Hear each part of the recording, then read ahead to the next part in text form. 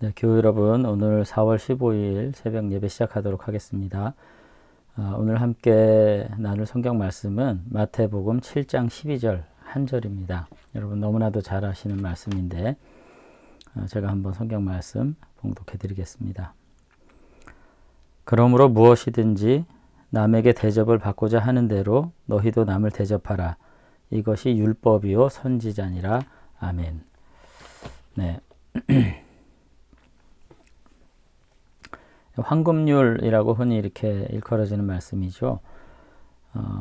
이 말씀은 뭐 굳이 신앙을 가지 않는 분들도 성경의 핵심적인 가르침이나 교훈 중에 한 가지를 굳이 꼽으라면 이제 꼽을 만한 뭐 그런 성경 말씀이기도 합니다. 전후 문맥과 상관없이 그 말씀 그대로 매우 가치 있는 그런 교훈을 담고 있기 때문에 이렇게 많은 사람들이 기독교의 가장 중요한 교훈과 가치 중에 하나라고 이렇게 이제 뽑는 말씀인데, 오늘 우리는 성도로서 특별히 산상수훈을 공부하면서 산상수훈을 우리가 함께 나누면서 이 말씀이 이 위치에 자리 잡은 이유가 무엇인가 하는 것에 대해서도 한번 의미 있게 생각해 볼 필요가 있는 가치 있는 본문이다, 그런 생각을 하게 됩니다. 오늘 이제 말씀이 7장 12절에 있잖아요. 7장 12절에 있는데 산상수훈이 이제 팔복의 말씀 그 5장에서부터 시작돼 가지고 쭉 하시다가 5장 17절 이하에 가 가지고 이제 그러므로라는 말씀과 더불어서 이제 새로운 교훈으로 시작되고 있는 것을 볼 수가 있어요. 그래서 앞에 5장 15절부터 17절, 네, 15절이 아니라 17절인데 17절부터 보면은 내가 율법이나 선지자를 폐하러 온 줄로 생각하지 말라. 폐하러 온 것이 아니요 완전하게 하려 함이라, 이렇게 돼 있거든요. 근데 오늘 말씀 보면은 똑같이 그렇게 끝나요. 그러니까 이것이 율법이요 선지자니라, 이렇게 끝나고 있거든요. 5장에서 하시는 말씀 다시 보면은 내가 율법이나 선지자를 폐하러 온 줄로 생각하지 말라. 폐하러 온 것이 아니라 완전하게 하려 함이라, 이렇게 말하면서 율법과 선지자, 이거는 이제 구약 성경을 이제 통합해서 일컬은 말씀인데, 이 구약 성경을 내가 폐하러 온 것이 아니라 완전하게 하기 위해서 왔다, 이렇게 하시면서 이제 산상설교가 시작이 된 거거든요. 근데 오늘 12절에 보면은 그러므로 이렇게 말하면서 마치 결론을 말하는 것처럼 이 앞에 나오는 부분 모든 것들을 내가 이렇게 말했는데, 이제 그렇기 때문에 이제 결론적으로 내가 뭐라고 말하느냐, 무엇이든지 남에게 대접을 받고자 하는 대로 너희도 남을 대접하다 하라. 이것이 율법이요 선지자니라, 이렇게 말씀하심으로써 결국은 앞서 말씀하신 산상설교의 결론이 바로 이 말씀인 것을 우리가 이제 알 수가 있습니다. 과연 그러면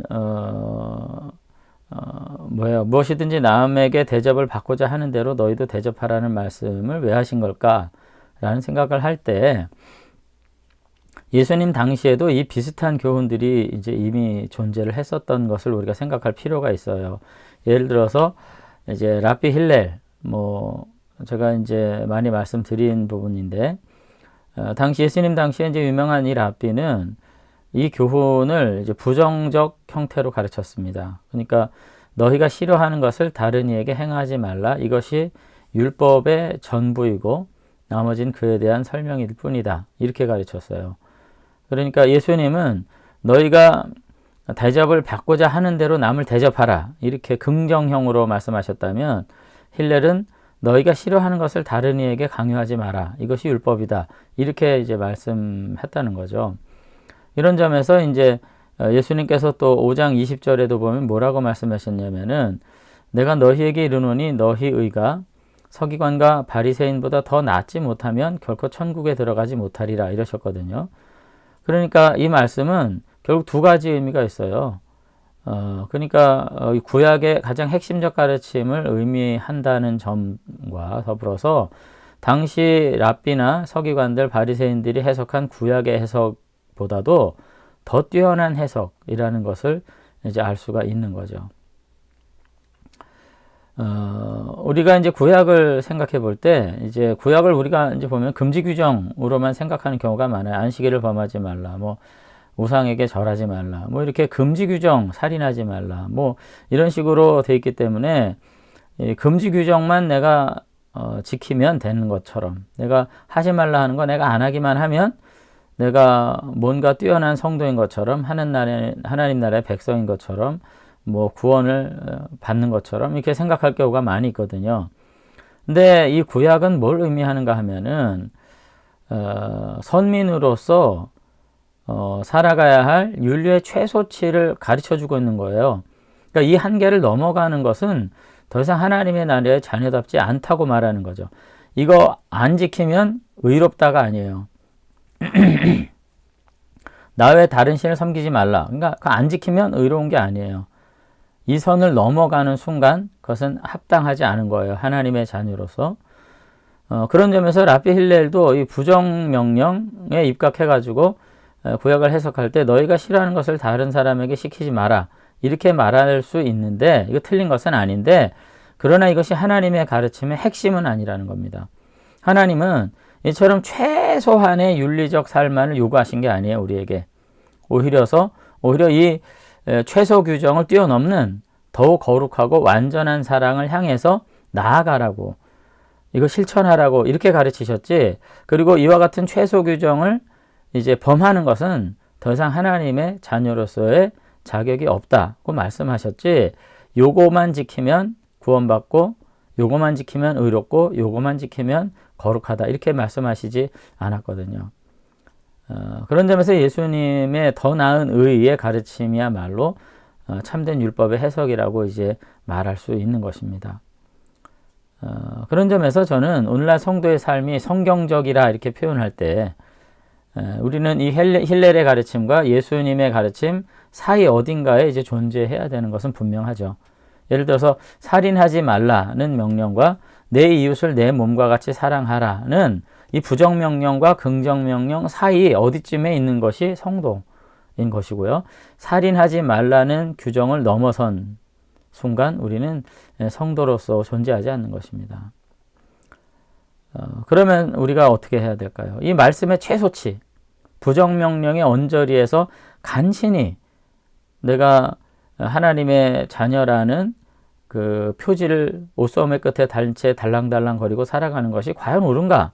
오늘 예수님은 그렇게 사는 것이 옳지 않다라고 지금 이야기하고 계신 것입니다. 그런 점에서 오늘 우리가 단지 교회 그리고 기독교가 무엇을 먹는지 먹지 않는지, 무엇을 하는지 하지 않는지 뭐 이런 것 좀 가지고 천국에 가는 자격을 획득하는 종교가 아닌 것이 분명합니다.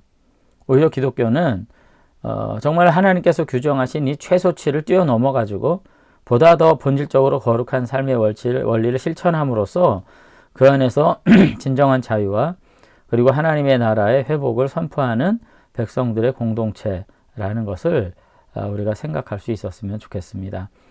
그런데 더 이제 중요한 것은 뭐냐면은 예수님께서는 이와 같이 이타적 행동에 중대한 신학적 의미를 부여하셨다는 것이죠. 아까도 말씀드렸지만은 이것이야말로 율법과 선지자들의 가르침이다.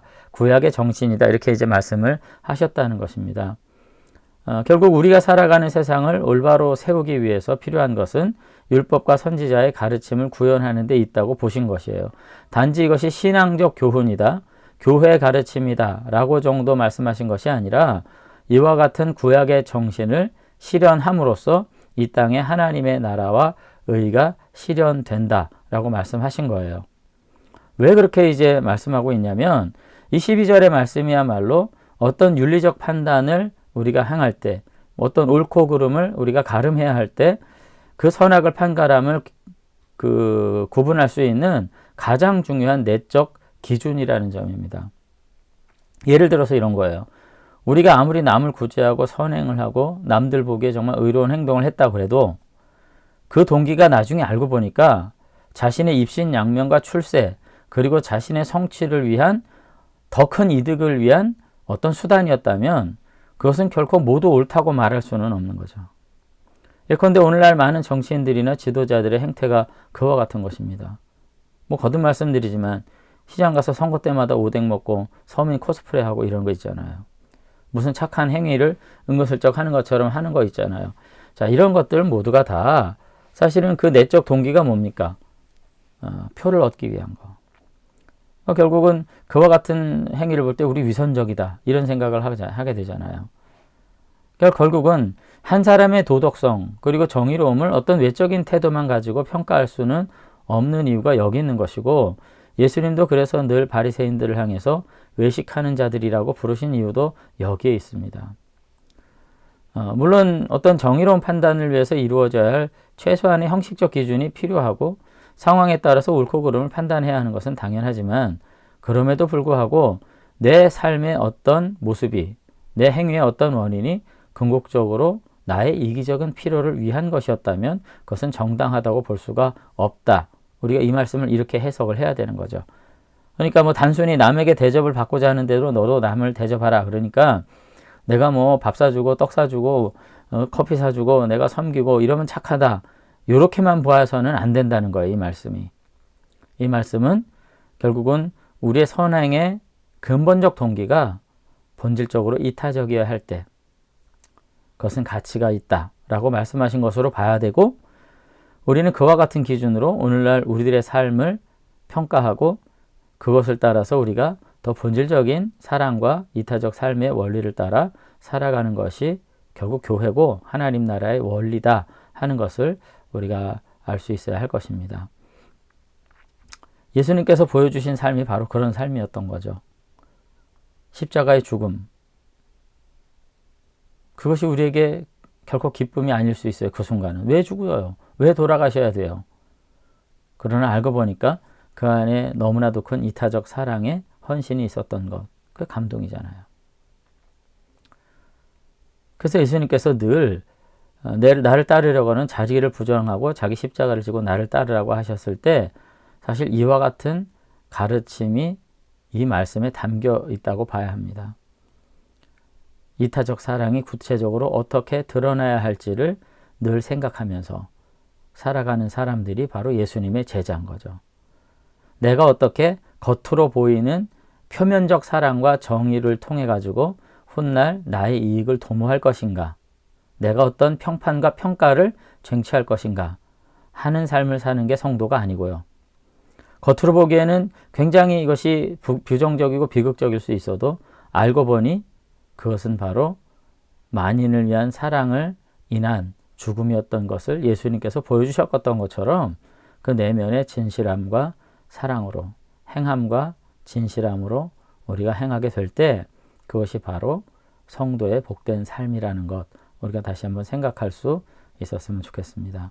그래서 이 말씀을 우리가 깊이 생각하고 의미를 다시 한번 회복하게 될 때 우리는 교회가 좀 더 거룩하고 또 정의롭고 좀 더 뭔가 사람들과 세상 앞에서 의미 있는 공동체로 우리가 존귀 여김을 받게 될 것 같아요. 우리의 삶을 다시 한번 이와 같은 가르침에 헌신하는 가운데 가치 있는 삶으로 회복하고 교회와 성도의 삶이 세상 앞에 복되게 드러나게 되는 그런 은혜가 있었으면 좋겠습니다.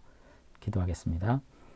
네, 하나님 아버지, 오늘 황금률을 우리가 보면서 우리의 삶에 또 우리의 모든 판단에 우리의 행위의 동기와 그 마음 깊숙한 곳에서 정말 이웃을 향한 사랑과 하나님을 향한 진실한 사랑이 있었는지 돌아보게 됩니다.